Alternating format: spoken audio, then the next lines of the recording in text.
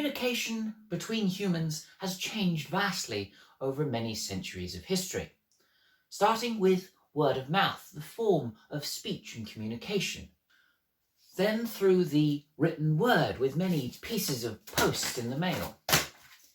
And now in the age of technology, we have phones, computers, and social media at our fingertips. Now in the age of colonial expansion, communication was ever more important to the people in Britain or any other colonial power.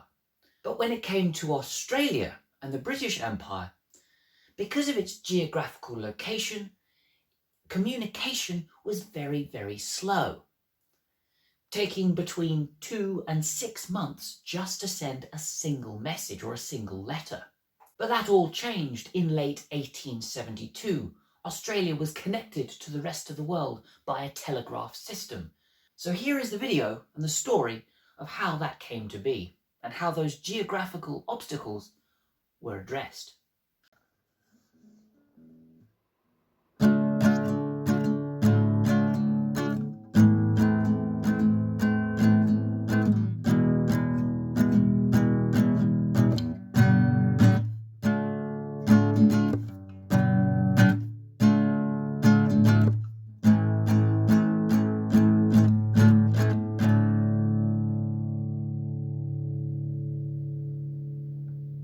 Good morning, good evening, and good afternoon to you all. From those down the road to the folks around the world.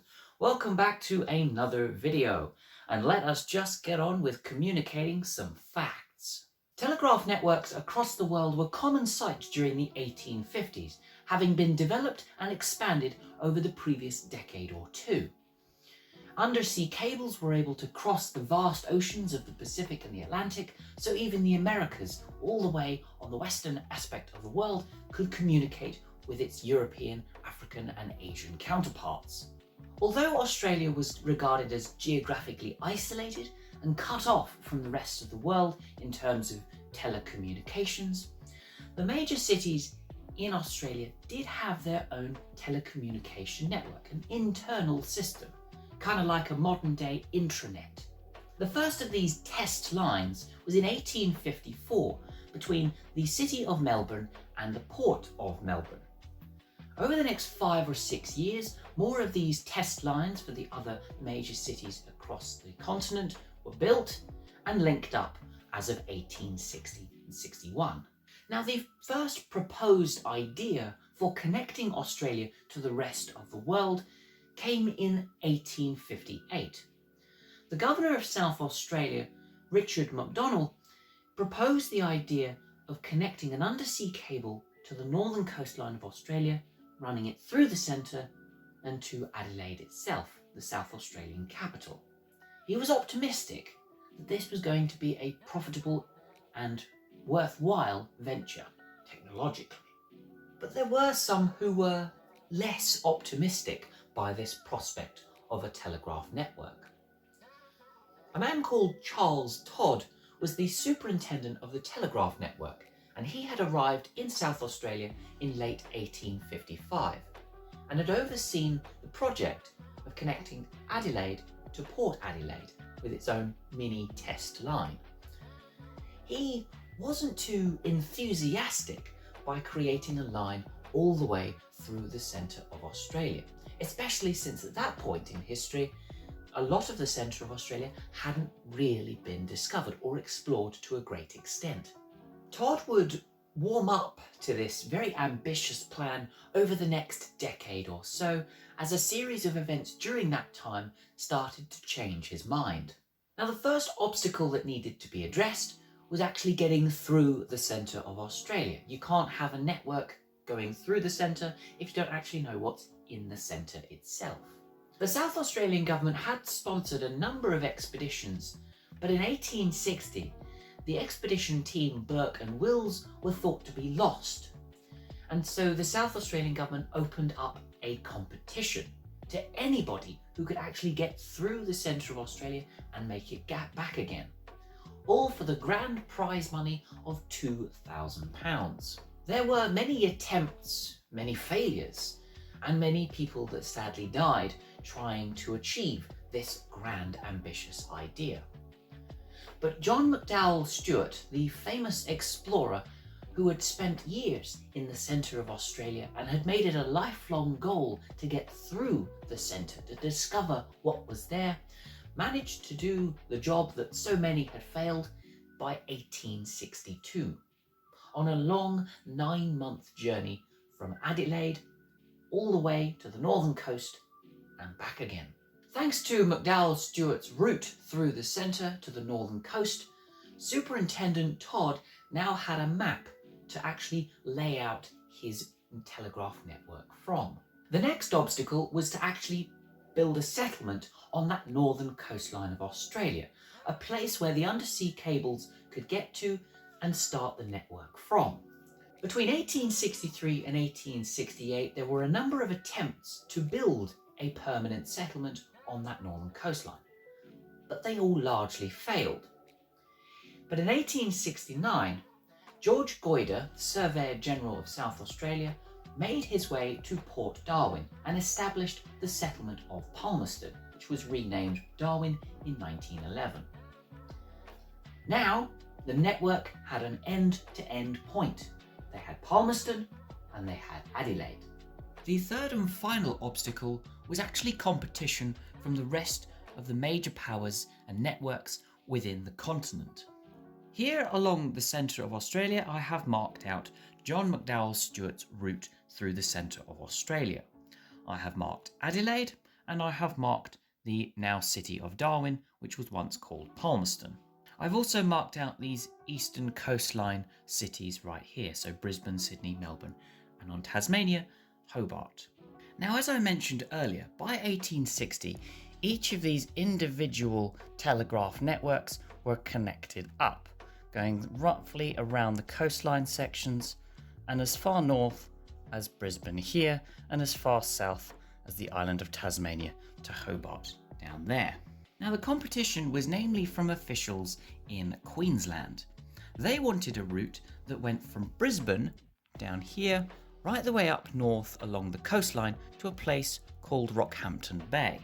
From there it could travel further along the eastern coastline and north from the peninsula, or it could divert westwards and then towards where Darwin is. On April the 29th, 1870, the argument was settled.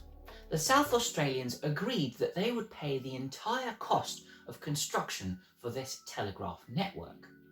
And of course, when somebody offers to pay the full cost, you're going to go with that plan, aren't you?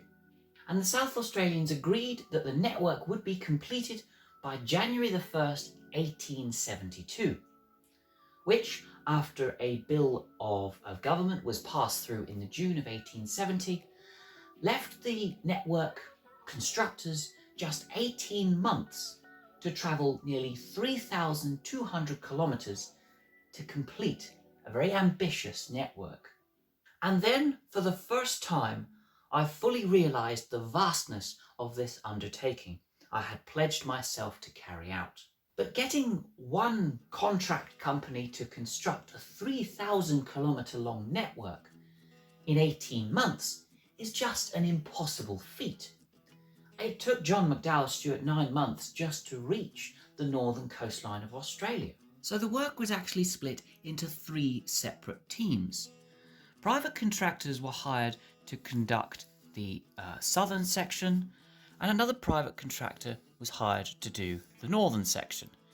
And the government sent out their own government contractors to take on the centre.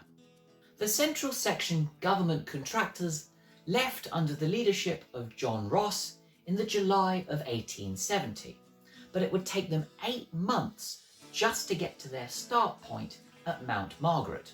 Despite this distance and time just to even get started, and despite other factors during the construction, such as the heat of Central Australia, the blowflies and the weevils, the supplies sometimes getting stranded just to get to the construction teams, all was actually said and done in the December of 1871. And with the line having been completed slightly ahead of schedule, this was a pleasant surprise to the South Australian government. The South Australian government had once believed that the central section was going to be the most difficult area to construct the line through. The southern section was even easier than the central one. The private contractor didn't actually have to go anywhere, and there was already an existing line that stretched as far north as Port Augusta. And with so many explorations and surveys having been done in southern Australia, well, the construction of the line was done within the time frame and without issue.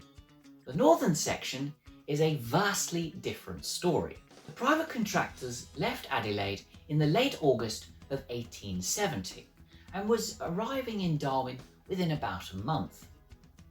On the 15th of September, the first telegraph pole was installed next to the administrative buildings and was marked by a big occasion. A month later, 3 ships, the Hiberia, the Investigator and the Edinburgh, arrived at Port Darwin ready to start laying the undersea cables from Port Darwin towards Java in modern-day Indonesia. This would take roughly a year, and Darwin would be connected to the rest of the world in the November of 1871. And hopefully, on the 1st of January 72, the big start date, so would the rest of Australia. But it wasn't to be. What the South Australian government hadn't accounted for was just how wet the Northern Territory can be, especially during the summer months of between November and March. By the December of 1870, the northern section private contractors managed to go about 250 kilometres south of Darwin to a place near what is now called Pine Creek.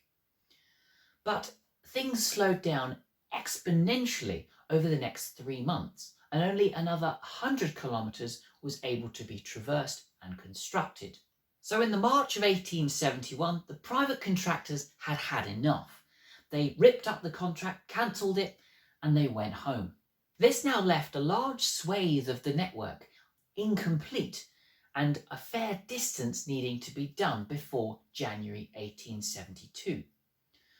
So Charles Todd sent another surveying contracting team under Robert Patterson, not Pattinson, Patterson, with an ER.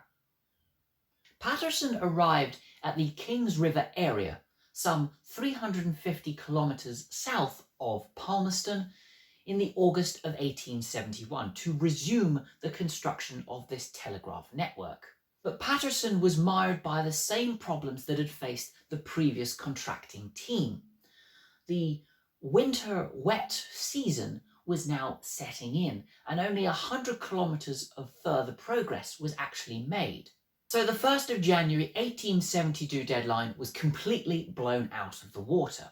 It simply just wasn't going to happen. The South Australian government faced a significant problem. The British Australian Telegraph Company that had given the South Australians this massive opportunity were now going to penalise the government for every single day that the line was incomplete. So it's a race against time for Charles Todd. On the 22nd of January 1872, he arrives at the Roper River area, where the construction had been halted and some 450 kilometres south of Darwin. He tries to burgeon some work and some progress into this network, but it doesn't happen, not until the April of 1872.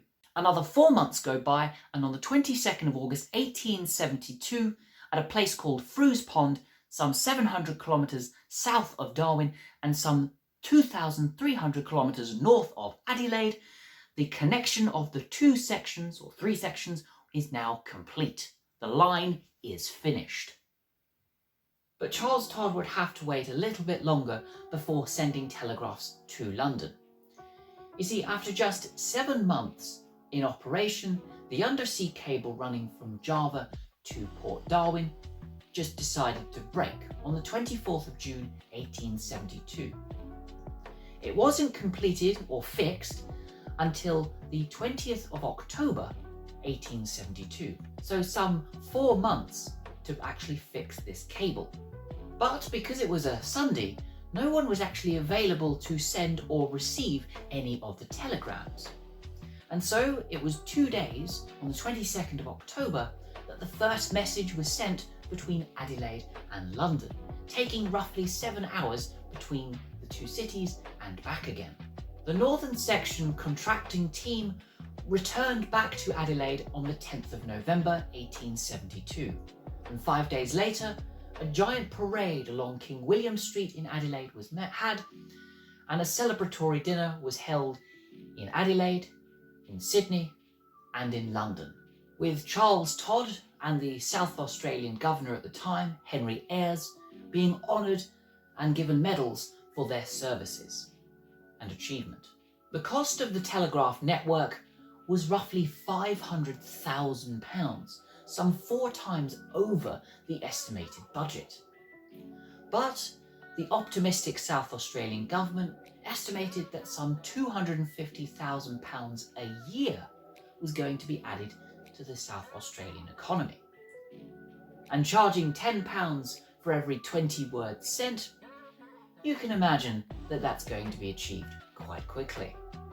Now, in the years following 1872 and the connection of the network, a number of social changes occurred within the central and northern parts of Australia, and a number of industries invested themselves in this area around the network.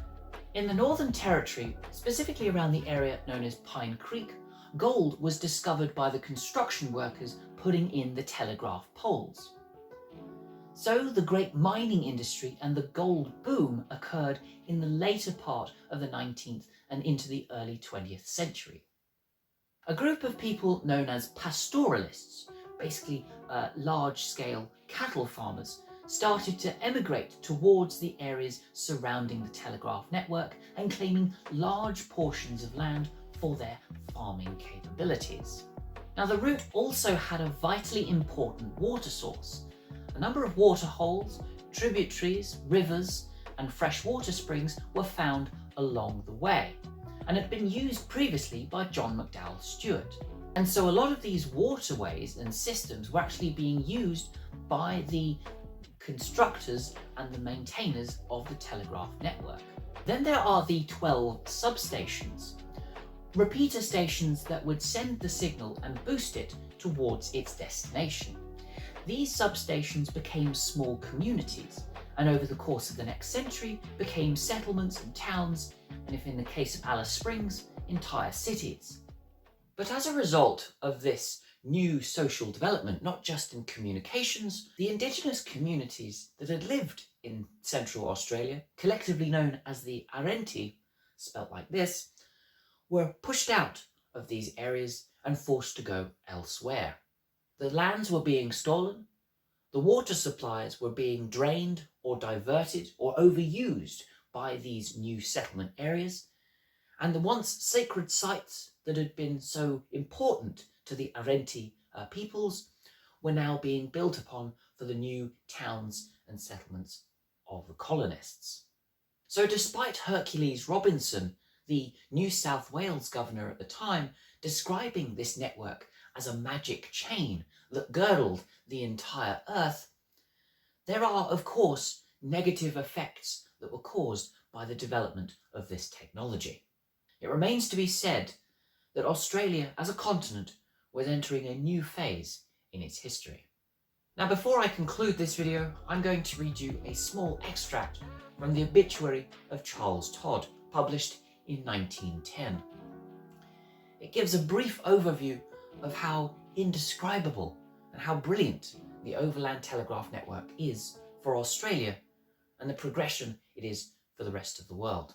What tongue, however eloquent, what pen, however facile, can do justice to the value of that thin streak of wire during the long period when on it alone was suspended the whole telegraphic communications between this continent and the wider world of Europe, Asia, Africa, and America. Have a good day, folks.